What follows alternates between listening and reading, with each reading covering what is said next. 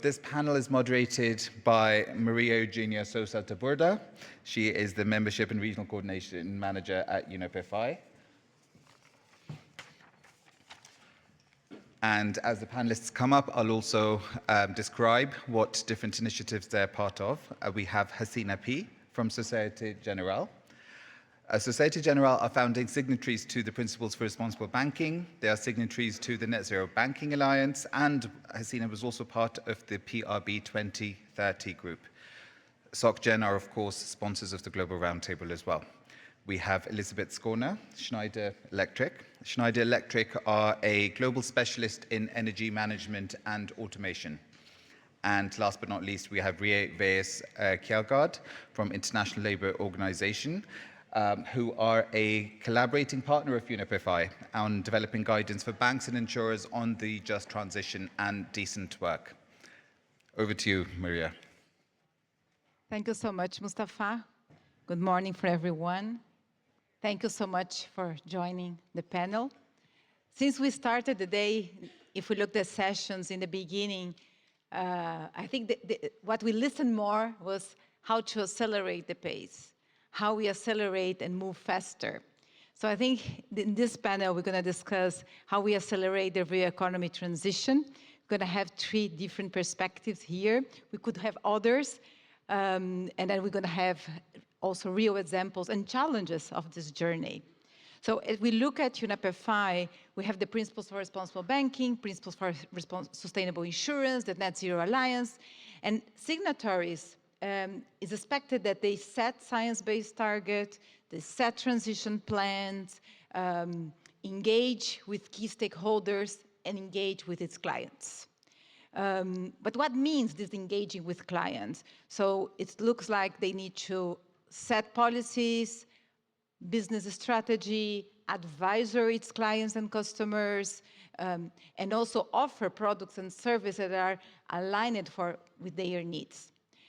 But it's not only the engagement. We are talking about collaboration. We are talking about partnership. We are talking about innovation if we really want to make the acceleration we are talking about. And it's even more challenging when we look at carbon intensity sectors, capital intensive sectors. So how we do that is very challenging. And I will add another layer in this challenge is leave no one behind. We know that when we have this transition, we're going to have positive and negative impacts, and we need to be aware of these impacts. I know it's not easy, but this is something we need to look at in this transition. Human rights, decent work, just transition to really move faster in a resilient and inclusive economy. So for today, we're going to have these 3 speakers. We're going to have 3 different perspectives. So we're going to have Lisa. She is the Chief Financial Officer, and she's a corporate specialist in energy management. Hacina, Group Chief Sustainability Officer from Societe Generale, also a close partner of the Principles for Responsible Banking and NESBA. And Rie, representing here ILO as a Director of Sustainable Enterprise, Productivity, and Just Transition.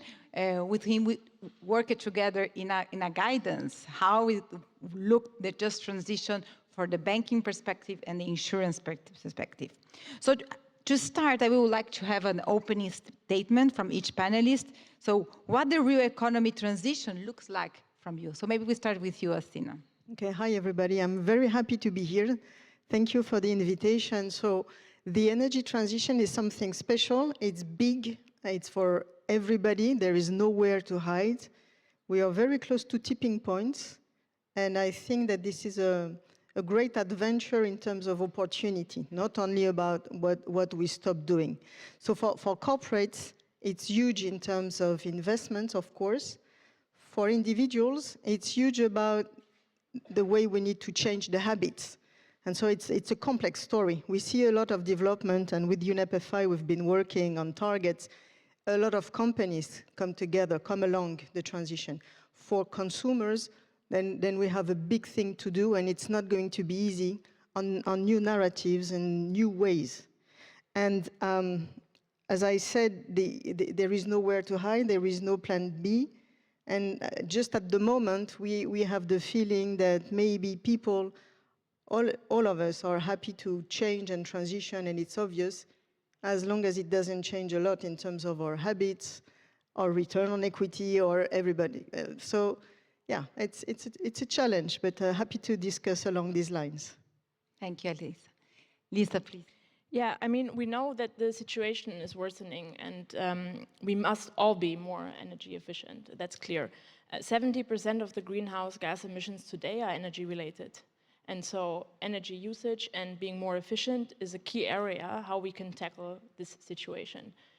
The global politics are more focusing on a global demand decarbonization.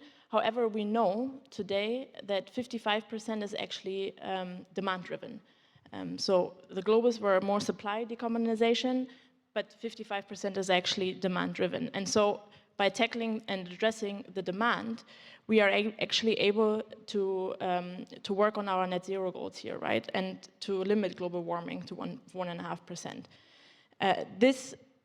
The existing technologies and solutions that are today on the market, and we know this as a producer, if we apply them, we will be able to reduce emissions. So I think here we need to all work towards a fast and fair energy transition. So this is also in terms of energy poverty that we need to tackle, in terms of the amount of millions of people that are actually have no access to clean energy today. And this, with the solutions, will also mitigate then the climate impact. This is something that we need to do globally, right? We are all interconnected, and everyone is impacted by climate change, environmentally, socially, and also economically. COP29, the recent COP29, we have seen that the countries have agreed to triple the finances from development countries to developing countries. So this is a great start, right? But we know there has to be more. We need to do more, right? And as Schneider Electric, a company that is producing energy management solutions, we know we have a clear role here, and we want to carry that role, but it is something that we have to do, all of us. It cannot just be by a few companies. Perfectly. Thank you, Lisa. Rie, the social aspect to the agenda. Thank you very much, and good afternoon to everyone. I want to build on what Hacina and Lisa have just said and reiterate by saying it really starts by taking climate action seriously. And it might be very hard to imagine that we have these cold temperatures in Geneva today, but actually it has been confirmed that 2024 is the hottest year since the pre-industrialization. So nowhere to hide. There should be no place to hide. Let me also add that from the recent research from the ILO, we know that heat stress, it's going to impact 70% of the global workforce. We're talking about 2.4 billion here, at least. And they are exposed to extreme heat, whatever that means at an individual's health and well-being, but also it impacts labor productivity with up to 50% decrease. So nowhere to hide. And yes, indeed, it impacts all economic activities, all countries, all citizens, no matter the level of development and the income. So real economy transition is really about transforming an economy to be based on the green growth, to be based on low carbon and climate resilience, while providing for the opportunities for all and the decent work that we all want to have. And because the transition has this economic and social impact, it does really matter tremendously how the transition is managed and how successful it is implemented. And it doesn't happen automatically. It really needs planning, and it needs to be managed and prepared in such a way that the businesses, the workers, the people, the societies are basically equipped to take it forward. And only if that is happening, then can the opportunities of a green growth be seized and the social and the environmental and economic impact be mitigated. And obviously the financial sector is a key partner in making such a transition happen, because you have a very powerful multiplier effect. You influence and you incentivize even, you encourage a real economy to become real transition that's just for all. Thanks. Thank you, Ria. I will start with the real economy sector perspective. So here, our audience, most of us are from the financial system, the financial ecosystem. So Lisa, can you share with us, what is the role of corporates like Schneider to support this transition, and how do you think that can work with the finance industry? Yeah, so Schneider Electric is really an impact company, and we have been aligning our business strategies with sustainability already for 15 years.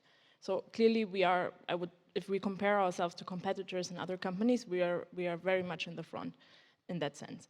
And I would say, if we look at it, especially sort of in the discussions, you can look at it from 3 different perspectives, right? So Schneider Electric is a company that is actually producing energy management solutions for energy distribution, grid management, etc. Right? So we are a producer. At the same time, we are also a sustainability practitioner.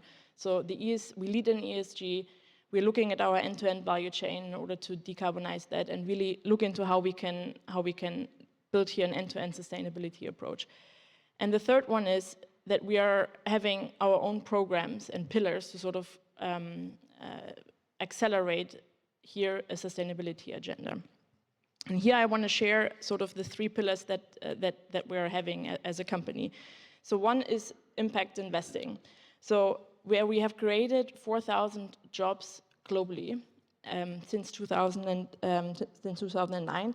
We have invested 90 million ourselves and have mobilized 400 million euros in order to really support businesses here in that area. We have invested in 4 equity funds and 1 climate fund. So this is really our approach to look into the lack of fundings that we see today clearly, right? And to provide access to businesses that are actually doing energy transition. Then beside that, the second pillar is education and entrepreneurial programs that we're doing. So this is about youth education, training and upskilling, especially in energy management. We will know that today that we will lack resources in the coming years to do energy management. We know already today in developing countries that electricians are lacking. And in developing countries, this is even more the case, right? So this program really supports the education of the youth and in terms of labor force so that we can support that as well. Here we're aiming to train 1 million people globally by 2025 and 10,000 entrepreneurs. And the whole projects and the expertise and volunteering that we're doing here is really to empower young generations and to provide access to these tools and to this knowledge. And Schneider Electric, as an energy management company, we obviously can support them in terms of networking, mentorship, and a strong expertise that we have naturally with our products. A third point is the access to clean energy. And here we are really committed to provide clean energy to the broader community. So our goal was to provide clean energy to 50 million people by 2025. And actually, by earlier this year, we have already reached 46.5 million people. So we are on track to succeed in these goals. Especially when we're talking about the impact funds, and this is an area obviously which might be interested to you in terms of where you can invest. Here we want to provide investors an opportunity to invest into projects. So we provide access to these projects. I have a few examples that I can share with you where we have really shown how we have done this in the past. And one is an example of a fund in Sub-Saharan Africa. It's called the E3 Capital Fund, where we have invested in companies to access for clean and reliable energy. And another example here is the Energy Impact Fund GEIF2. This is a fund, an impact fund, where we have invested, where 85% is invested in Africa. And this is targeting 4 million people to have access to clean and better energy. and also avoiding 4 million tons of CO2. A company that is actually benefiting from this fund is called Surchill. So this is a company that develops and distributes refrigerators, and that's actually based on a technology that is water-based cooling. So here, the fridge are able, in case there is power outage, to bridge sort of the power outage, and so the temperature is not going down for a specific amount of time.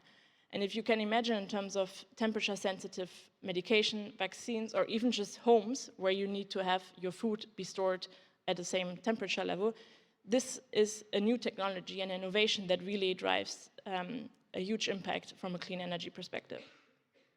We also have supported a company called Agris that is producing productive use energy with solar pumping system for sustainable agriculture. So with these examples, you see, we really want to change here, and we really want to mobilize the funds. Obviously, I mean, the banks and also us, right? We have to have here a strong ecosystem of viable businesses.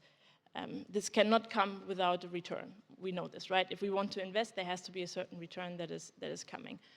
However, we know that with strong support and from developed multilateral banks, if there's a strong name behind it, these projects have a lot higher rate of success. So this is really where we can bring together potential capital, right, and investments with the related projects. Perfect, Lisa. And I would like to make a connection here. In the principles for responsible banking, for example, we have one guidance is about client engagement. And one of the key topics is to prioritize key clients. So as we have the Schneider's examples, we have other organizations, other companies, other corporates that are also having this commitment. So finding and working with these real economy organizations can, as Lisa is showing, leverage the work, and this collaboration would be key. So then I will move to Hacina, and let's look at the financial sector. So I know you have already your climate targets, you have the sector approach. So how Societe Generale is prioritizing and promoting this transition, and what are the key steps that you have taken to look your portfolio and to look your business model? Thank you. For being a bank, as you know, it's a very wide perimeter because you are everywhere in the world on all the sectors and all types of clients. So it's quite big. So it started with putting on one side some red lines, what we stopped doing, and on the other side, opening new frontiers, because it's about development. This is not about reducing everything. So, but I would like to say and take the advantage of this conference to say how good I feel about the initiatives of UNEP FI on the PRB, which I think are spot on of what we should be doing, and on the NZBA, which I think is like an amazing adventure. So many banks working together with very precise science-based targets and really under pressure to deliver within 3 years all the alignment targets. So this is what we've been doing. So the new frontiers, the red lines, have started with what we stop on coal and fossil fuel developments, how we are going to align our various portfolios on the 12 most emissive sectors, and the new frontiers are which type of new clients, meaning the new actors, hopefully the leaders of the energy transition tomorrow, the champions, and the new technologies we want to bank. So that means that in a way we pushed ourselves on one side. So we stopped, we reduced, or at least we set some quite strong targets based on the NZE scenario, the 1.5 degree, and at the same time, we started to bank new actors. Doing so, we realized, of course, that these new actors sometimes are not ready for that. So we started to put ourselves some equity, and now we're launching a transition fund, which is rather new for us as a banking actor. So these are the first things we've been doing, and on top of that, of course, we had to work on our own business models. And what we discovered along the way is that, of course, the sectorial axis is very strong, but more than that, you need to understand the cross-sectorial aspects, the value chains of your clients. And that means partnering with actors that you were not accustomed to partner with, to bring together one-stop shop solutions for your clients. Because most of our clients, if I'm talking about SMEs, for example, are not going to call us right now as they did in the past for CapEx financing if we do not bring them first the diagnosis, the awareness, and then understanding what are the different solutions, because it is a complex world and they are maybe not equipped to do that. And then who could be the ones bringing the technical help? Because again, it's a complex situation where you need to choose, but you don't have all the tools to do that. And then maybe there are subsidies, and in the end, we do our role, which is normally financing. But we cannot wait for the end to come, otherwise nothing happens. In this type of circumstance, we partner with companies like Schneider Electric to provide this one-stop shop. So for us, it's very interesting if you look at it as an opportunity. Stop on one side, it's true, but on the other side, it's a huge amount of very different new possibilities. Thank you, Hacina. And Hacina was bringing something very important for us. The sector approach is relevant, but we need to have this holistic approach on the value chain. So this value chain will make also that the banks have new expertise, how they advise their clients. So is the transition expertise should be also embedded in the banking and reskilling also the commercial departments, the product departments, because this is the new frontier. So very important what Hacina is bringing. So then we move to today, Human Rights International Day. We worked together on this guideline of just transition. So maybe you can share a little bit what we have been working together. But how do you see that we can move with climate justice, as we discussed it a lot in the first sessions in the morning? Thank you. Yes, with pleasure. And indeed, our collaboration, UNEP FI, and also with the financial sector, was very rewarding. And I think it gave a lot of very important and valuable insights for us, plus the tools that we could develop together on how concretely you can advance the just climate transitions within and with the financial sector. And what we are after is, of course, a green growth, a green economy transition that is inclusive and hence delivers opportunities and decent jobs to all. And that only happens when you have, and I think our examples just before clearly demonstrate that we have to have all the real economy players, that means the businesses, the workers, the communities, and of course, together with the governments, they have to be fully involved and fully participate, and obviously also from an ILO point of view, we will say strongly engaged in social dialogue. And again, I'm confirming what other speakers have said, the actual context matter. So no size fits all, and it varies from context to context. It's from sector to another sector. It's very different from economy to economy, and from groups of workers and people is very different.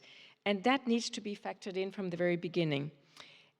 And what I said before, it doesn't happen automatically. So it really needs to be planned and prepared for, including having in place the incentives for the businesses, for the right infrastructure, access to technology, skills and education. It all has to be in place or it will not happen.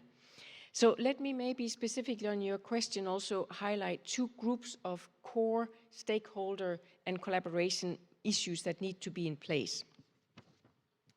I think firstly, we want to say that it's very clear that collaboration at a multiplicity of levels need to happen. Let me highlight though, especially three. It is between different ministries. Whether it's a Ministry of Education and Skills Development, Ministry of Economics, Ministry of Environment, they have to work towards the same objective and be coordinated on that.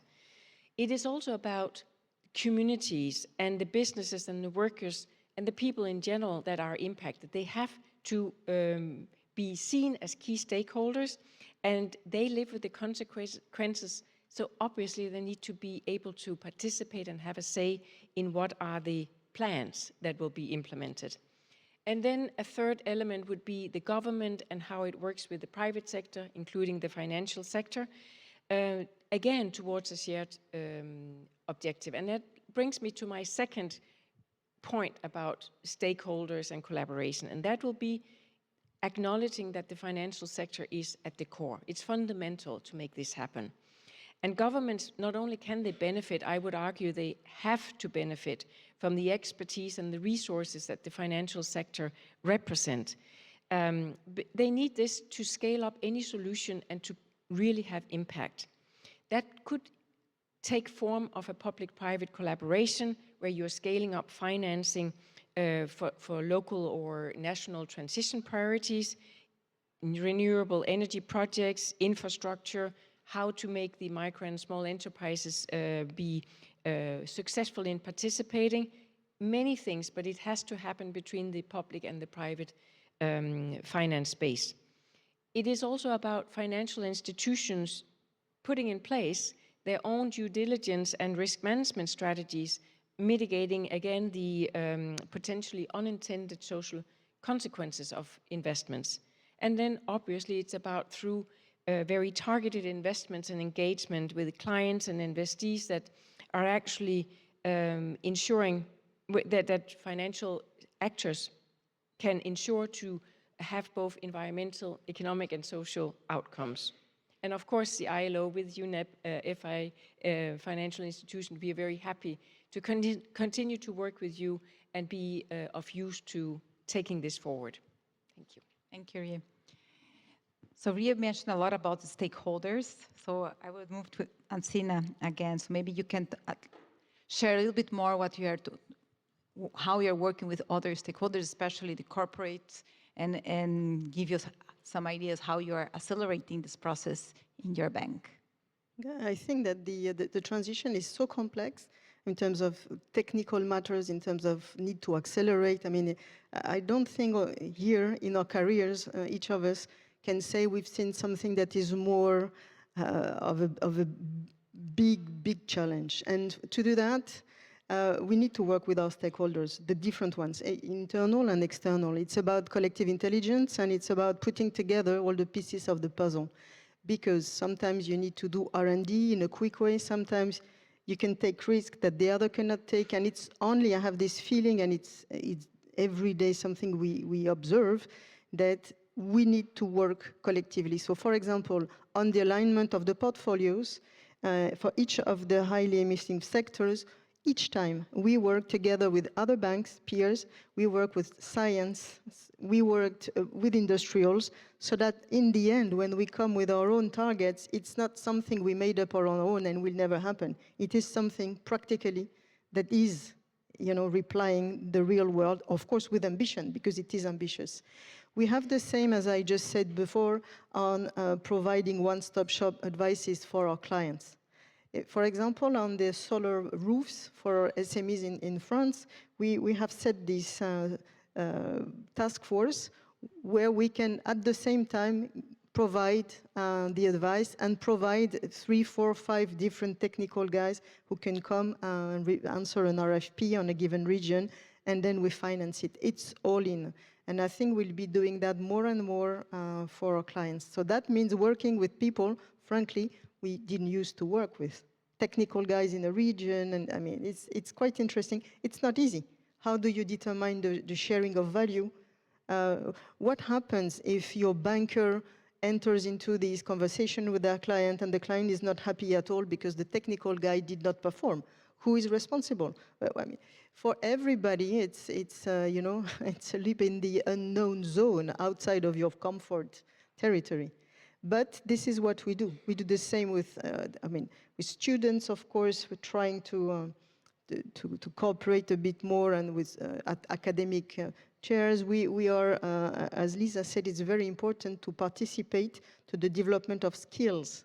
And so we are, with associations and foundations, trying to help them, for example, to develop a school for the energy transition, where you will have people, kids most of the time, outside of the economy, because they have not been the right guys to go to university, that will be trained to become the ones enabling the circular economy, because you cannot invent the skills to work on the wood, to recycle, to repair, all these things. So yeah, I could give you a lot of examples, because I think all type of stakeholders in civil society, in the economic world, in our own bank are involved into that. Yeah. And I think it's the complexity is there. There's no way back. So it's no way to say, well, now we're going to make business like we did before. No. Yes, this is the new reality. And we need to figure out how to work on this scenario. Yes. Lisa, maybe you can give us the perspective of corporates working with the finance industry, and what do you need from banks to leverage this agenda? Yeah, so we will need new financing models. What we see is that it is very cash intensive in the beginning. So if we're talking about solar installations, EV, energy building efficiencies, etc., all of these things are super cash intensive in the beginning, and that is true in all countries in the world, everywhere. So especially for smaller companies or startups or smaller communities, it will not be possible to carry that, right? Especially startups. I mean, what you don't have in the beginning is cash, clearly. So what we have been working on is to change this model. We need to develop it more from a capex into an opex situation. So here, when we're talking and more about flexible financing solutions, and there obviously banks and financiers come into place, because what we see is, and we know this also as a producer, already from our side, the cash intensity is quite strong. Until the time you actually build the machines and build the products, you're investing a lot of time until you actually can sell it. And think about it, if someone then buys it, has to install it, by the time that actually generates the cash, and the payback can be quite long. So we will not be able to help financing this as a producer company. But here is an opportunity for banks to finance and invest in these kind of projects. And we are looking here more into a subscription-based service. So energy as a service or software as a service can be solutions for the future. We have been already working here with GVs or SGVs with several companies, and Hacina just mentioned it, right? SMEs cannot afford that to spend a lot of capital at the moment in time. So there's really a need in the market in order to address this requirement. Two examples I can share here is from the US, where we have been leveraging Alpha Structure, which is a GV with Carlyle Group, where we have done fleet electrification through this joint venture. So the company, Montgomery County Microgrid, has not been investing capex upfront. So it has been done through this partner. So the partner actually buys the equipment, and then through a long-term contract, the return on investment is fulfilled. Similar to another project that we have done in California, which is the GV with Hack Capital, renewable microgrid, reducing CO2 emissions by 20%. So these are examples where we really see that this new concept of finance models is working. And here we obviously need the finance sectors and finance supporters to support this transition. I think here's a huge opportunity to really accelerate this. We know that assets or infrastructures that we have today, they are already old in 5 to 10 years, right? And they're using a lot of energies or more energy that a new model is using today. But for companies, it's quite tricky here to actually reinvest into this or to own this, because the depreciation of the asset is longer usually than the usage. But as an investment company with a lot of intensive maintenance or upgrades, etc., you can really have a completely different perspective on the asset. And similar to how banks and insurances are invested into buildings, it could be sort of the same concept with these kind of structures. Perfect, Lisa. So innovation and collaboration. So Rie, how can we ensure the transition for a sustainable economy considering this scenario? Thank you. That's a big question, but I think at least a key element is to accept that the financial sector needs to play a pivotal role, and does, in making this possible. And that's because, of course, the financial sector, you that are representing it, you have not only the financial and the human, but you also have the technological capacity and resources to both influence and support, be it individuals and companies.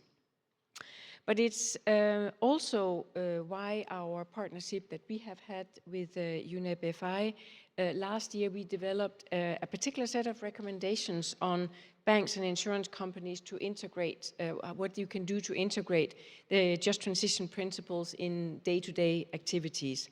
And I want to, before I go into that, I want to emphasize again that no size fits all, and everything has to be really adapted to the particular local context. And it obviously also has to be aligned with what are the climate and the development priorities of a local area of a country. So against that backdrop, I think there are 4 steps that are necessary for an inclusive and just transition to happen. And that is, number 1, to really have a thorough understanding of what's the local transition dynamics, including the social impacts, what are the risks and the opportunities for the key sectors that you were working with, your clients, and also their stakeholders. And second, what are the just transition aspirations that you would see as core to your organizational strategy and also to the daily operations? Consider how your organizations can really support the green and transition financing needs in specific areas of operations. What are the processes and the systems that are needed to be put in place to identify the social impacts? What are the affected groups, and what are the financing needs? Third, how do you actually integrate the relevant social considerations into investment decision and to risk management processes? What would be needed to ensure that that actually can balance the environmental and the social goals? And the 4th point that I want to highlight here is, or step, is engaging with the local authorities, really with the like-minded financial institutions, including obviously the development financing actors as well, and international organizations, on how to scale up and how to really achieve impact on the solutions that have been tried. So with those 4 steps, I will conclude. Thank you. Thank you, Ria. We won't have time for the last round. I think we are over time, but I would like to summarize a little bit what I listened. So it's complex. We know that's why we need multidisciplinary teams within the bank to engage in a high level, executives, public and private. We need innovation. Yes, that what you've shared with the CAPEX for the OPEX is really think differently and challenge ourselves to the just transition. The only way to accelerate the real economy without looking at the other impacts, it won't be the real transition. So we really need to have this components of it. So thank you so much for participating in the panel. Thank you. Thank you.